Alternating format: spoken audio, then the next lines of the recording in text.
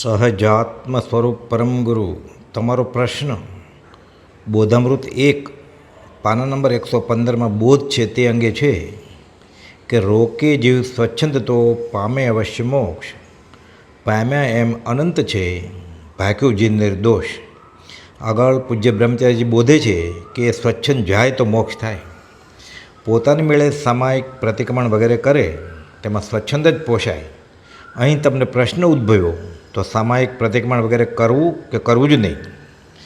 જ્ઞાની પુરુષ કોઈ પણ બાહ્ય ક્રિયાનો નિષેધ કરતા જ નથી.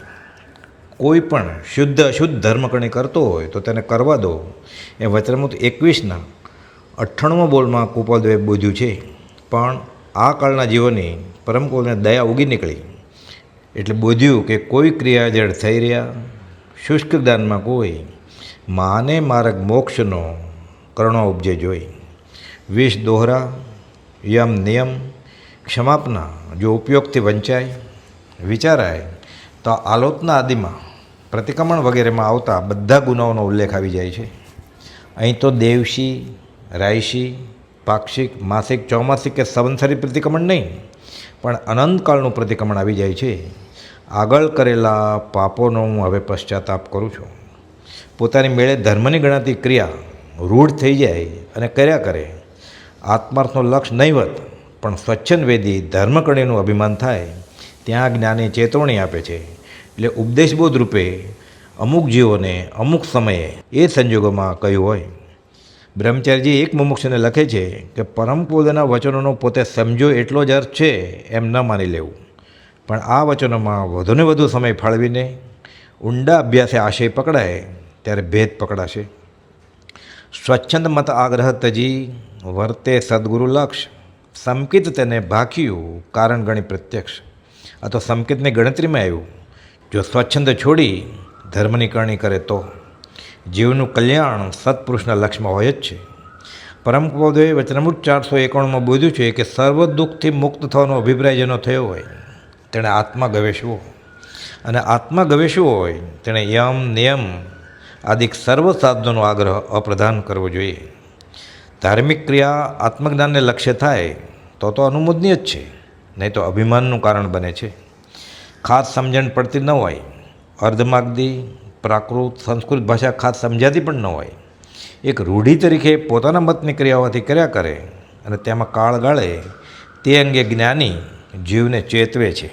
પરમાત્મા તાકીદ કરે છે.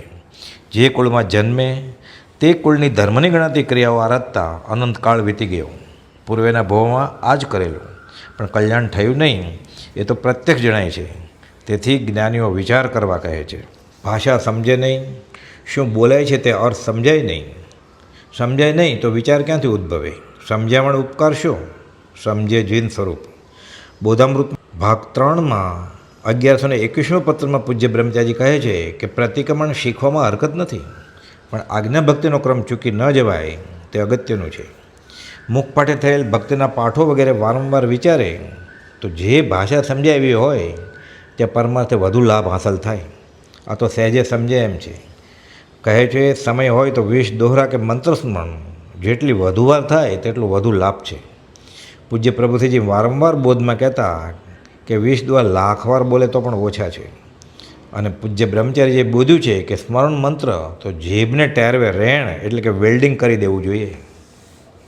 બોધામૃત ભાગ 3 1209મા પત્રમાં બ્રહ્મચારીજીએ બોધ્યું છે પરમ કુપાલદેવના વચનોમાં જ અવકાશનો બધો વખત જીવ ગાળે. એટલે કોઈ વખત વાંચે, કોઈ વખત વિશેષ વિચારે, કોઈ વખત ગોખે, કોઈ વખત વિચારેલું લખે. આમ તે વચનોની પાછળ પડવાથી શ્રુત ભક્તિ થાય છે. અને શ્રુત ભક્તિ થાય તો શ્રુત અનુભવ વધતી દશા નિજ સ્વરૂપ ઔભાસ્યું રે ધન્ય રે દિવસ આહો. શ્રુત ભક્તિથી નિજ સ્વરૂપ પ્રગટે છે. સ્મરણ મંત્રનો અભ્યાસ વારંવાર કરીએ તો તેનું મહત ફળ છે. અને સ્મરણ છે તે માત્ર કુપાલદેવનું સ્વરૂપ છે, અને નિશ્ચય નહીં તો પોતાનું સ્વરૂપ પણ તે જ છે. રૂઢ ક્રિયા કર્યા કરવાથી કેટલેક અંશે પુણ્ય બંધાય, અને જ્ઞાનીની આજ્ઞા ભક્તિ કરવાથી ઘાતિયા કર્મો ખપે છે. કર્મોની નિર્જરા થાય છે. આટલો ફરક છે. જેટલી ભક્તિથી સંપ્રદાયની ક્રિયાઓ કરે તેટલા જ ભાવથી આજ્ઞા ભક્તિ કરે એ બેમાં વિશેષ હિત યોગ્ય શું છે એ વિચારતા સહેજે સર્વેને સમજાય એવું છે. એકાંતે કોઈ ક્રિયાનો નિષેધ નથી, કેમ કે રૂઢિ પ્રમાણે કરાતી સંપ્રદાયની ક્રિયાઓ છોડી દે અને કૃપાળુની ભક્તિમાં પણ જીવને રસ ન આવે તો અતોભ્રષ્ટ જેવું બનવા પામે. એટલે પાત્ર જીવને એ પ્રમાણેની યોગ્ય સલાહ જ્ઞાની પાત્ર ઓળખીને આપે. પત્ર સુધા પત્રાંક 246 જૂની આવૃત્તિમાં 198માં માર્મિક બોધ છે. એક બેનના પતિ ગુજરી ગયા, તેના પર આ પત્ર છે. લખે છે, તમને ખબર મળ્યા કે તમારા પતિની સુગતિ થઈ નથી. સારા ભાવ હતા, ડાહે કહેવાતા ધર્મી હતા એમ તમે પણ માનો છો. છેવટ સુધી તેમણે માનેલી વાત મુખથી વિસારી નહીં. તેમ છતાં દુર્ગતિ કે દુઃખ છૂટ્યા નહીં. તો મોક્ષ માર્ગ તે માનતા હતા, તેથી બીજો કોઈ હોવો જોઈએ એમ તો સાબિત થાય છે. ગમે તેવા ઉત્તમ પકવાનમાં ઝેર ભળેલું હોય તો તે ઉપરથી સારી રસોઈ જેવી લાગે, પણ પ્રાણ હરનાર થઈ પડે છે. આગળ લખે છે કે તમે ગીતા આદિ શાસ્ત્રો કે ભગવાનના નામ જે સ્વચ્છંદે બોલાય છે, સ્વચ્છંદે ભણાય છે, તે ધર્મ નામે અહંકાર સેવાય છે. અને પાપ મૂળ અભિમાન કે અહંકાર છે, તેથી પાપ નિરંતર બંધાતું હોવાથી દુર્ગતિ સિવાય બીજું ફળ શું હોઈ શકે. માટે આત્મસિદ્ધિની શરૂઆતની ગાથામાં ગાથા 15માં કહ્યું કે રોકે જીવ સ્વચ્છંદ તો પામે અવશ્ય મોક્ષ. પામ્યા એમ અનંત છે તો સ્વચ્છંદ રોકવો કઈ રીતે? પ્રત્યક્ષ સદગુરુ યોગથી સ્વચ્છંદ તે રોકાય, અન્ય ઉપાય કર્યા થકી પ્રાય બમણો થાય. સદગુરુની આજ્ઞા પ્રમાણે ધર્મ આરાધવો આ સ્વચ્છંદ રોકવાનું બળવાન નિમિત્ત કારણ છે. અને સદગુરુએ આપેલી આજ્ઞા પ્રમાણે ભક્તિ કર્યા કરે તો જીવનો સ્વચ્છંદ રોકાયો એમ ગણાય. આગળ ખુલાસો કરે છે કે સદગુરુ એટલે આત્મજ્ઞાની ગુરુની આજ્ઞા વિના જે શાસ્ત્ર ગીતા આદિ વંચાય કે ગમે તેવા મંત્રનો જાપ થાય તેમાં આત્માને લાભ થાય તેવું કંઈ પણ હોતું નથી. આટલી વાત ખાસ કરીને ઊંડા ઉતરીને વિચારી દ્રઢ કરી દેવા જેવી છે જી એમ આ પત્રમાં બોધે છે. મંત્રમૂલમ ગુરુ વાક્યમ, સહજાત્મ સ્વરૂપ પરમગુરુ મંત્ર છૂટવાના કામીને મળ્યો જ છે. પ્રતિક્રમણ, આલોચના, તે અર્થે વિષ, દોહરા, યમ, નિયમ અને ક્ષમાપનાના પાઠ મળ્યા જ છે. પરમ પૂજ્યના વચનોને પૂજ્ય પ્રભુશ્રીજી અને પૂજ્ય બ્રહ્મચારીજીએ કરેલ અર્થને આશયે ક્ષમતાપૂર્વક આરાધે તો એ સામાયિક જ છે. ભલે સાથે પથરણું, રોજવરણ વગેરે વાપરે અને યત્નપૂર્વક ધર્મકરણી કરે, 2, 4, 6 ઘડી કરે તો સામાયિક થઈ જ ગઈ. આ કાળમાં પણ ભક્તરત્નો સમ્યક રત્નો પામ્યા. કૈનર પંચમ કાળ મેં દેખી વસ્તુ અભંગ. ધર્મ તો બધા જ પોતપોતાની માન્યતાને આધારે, કુલ ધર્મને આધારે કરતા જ હોય છે, પણ ધર્મનો મર્મ શું? ધર્મ કરતો સૌ જગ ફિરે, ધર્મ ન જાણે હો મર્મ જીનેશ્વર. મર્મ તો સત્પુરુષના હૃદયમાં છે, સત્પુરુષની આજ્ઞા આરાધવામાં છે. પત્ર સુધા પત્રાંક 974માં બ્રહ્મચારીજી લખે છે કે અહીં આગળ મુખ્ય તો આત્મજ્ઞાન થવાના નિમિત્તોને મુખ્ય કરવા અને પ્રતિક્રમણ આદિ ક્રિયાનો આગ્રહ ન રાખવાનો બોધ છે. સત્સંગે થયેલ આજ્ઞા આરાધવામાં વિશેષ કલ્યાણ સમાયું છે. મુખ્યપણે 5મે ગુણસ્થાને કે પહોંચેલ સમ્યક દ્રષ્ટિ શ્રાવકને પ્રતિક્રમણ વગેરે બધી ક્રિયાઓ હોય છે. જોકે આ જ ક્રિયાઓ માત્ર પુણ્ય બાંધવા માટે કે સંપ્રદાયની ક્રિયાઓ તરીકે કે ઓગે નહીં કરતા પ્રાયશ્ચિત રૂપે કરવામાં આવે તો આત્માના લક્ષ્ય થતી કોઈપણ ક્રિયાનો કોઈપણ જ્ઞાની કોઈપણ સમયે નિષેધ કરે નહીં. પણ આ તો પાયા કી એ બાત હૈ, નીચ છંદન છોડ. પાયા કી બાત એટલે પાને કી બાત હૈ, મેળવવાની વાત છે. પાયા કી એટલે કે જીસને પાયા હૈ ઉનકી, જેણે પ્રાપ્ત કર્યું છે તેઓની વાત છે અને તેઓના અનુભવની વાત છે. અને પાયાની એટલે મૂળભૂત ફાઉન્ડેશનની વાત છે.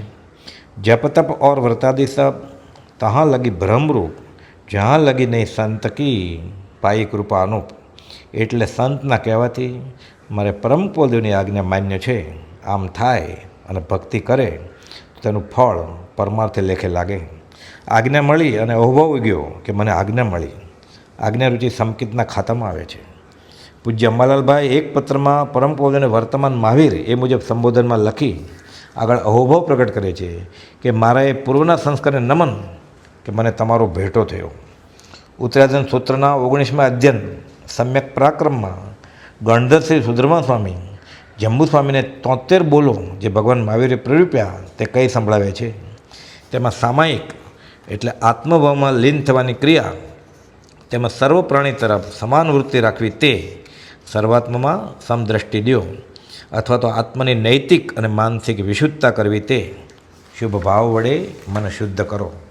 પ્રતિક્રમણ પાપનું પ્રાયશ્ચિત કરવાની ક્રિયા, ક્ષમાપના પોતાના થયેલા અપરાધોની માફી માગવી તે, આલોચના પોતાથી થયેલ પાપનું નિવેદન કરવું અને લાગેલા દોષોની વિચારણા કરી પરમ કૌદેવને શરણે અને આશ્રયે પશ્ચાતાપ કરવો તે, નિંદા એટલે પાપને માટે પોતાના આત્માની જ નિંદા કરે, ગરહા એટલે દોષ પ્રત્યે તિરસ્કાર કરે, કૌશક એટલે કાયા અને વચનને સ્થિર રાખી મનના પરિણામને એકાગ્ર કરી આત્મચિંતન કરવું તે, અથવા શુદ્ધ નિમિત્ત ઉપર દ્રષ્ટિ રાખી એકાગ્ર રીતે રહેવું તે, ટૂંકામાં પરમ કૌદેવના ચિત્રપટ સમક્ષ દ્રષ્ટિ એકાગ્ર કરવી અને શુભ ધ્યાનમાં રહેવું શુદ્ધના લક્ષ્ય.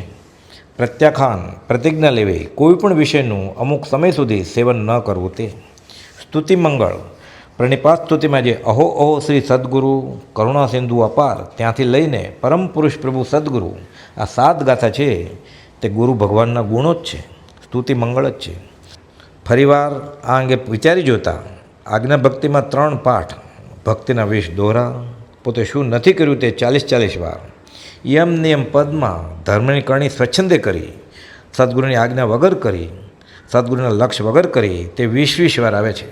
અને ક્ષમાપનામાં આગળ કરેલા પાપોનો હું પશ્ચાતાપ કરું છું. દેવશી રાયશી પાક્ષિક માસિક નહીં, સંવત્સરી નહીં, અનંતકાળના ગુનાઓનું પ્રતિક્રમણ આવી જ ગયું જો ભાવથી થાય તો. અને સ્મરણ મંત્ર સહજાત્મ સ્વરૂપ પરમગુરુ મંત્રમાં અરિહંત સિદ્ધ અને આત્મજ્ઞાની સત્પુરુષ આચાર્ય ઉપાધ્યાય સાધુ કે સર્વ આત્મજ્ઞાની બધા આવી જ ગયા. પંચ પરમેષ્ટિ, નવકાર, લોગસ, નમોત્થણું સર્વે સમાઈ ગયા. સાથે આજ્ઞા સહ હોવાથી નિર્જરા અર્થે લેખે લાગવાના સહજાત્મ સ્વરૂપ પરમ ગુરુ